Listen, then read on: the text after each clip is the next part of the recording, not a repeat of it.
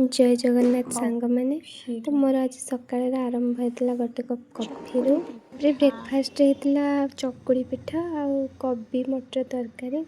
आज आम ये गोटे जगह जावाई बाहर तो रास्ता आज आम बहुत ही भिड़ था कहीं मयूरभंज को राष्ट्रपति आसुले से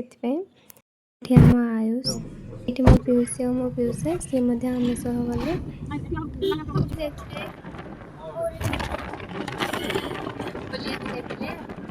जगह भल लगे ना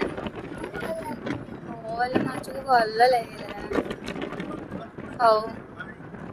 घरे पहुँचिकी मो मामा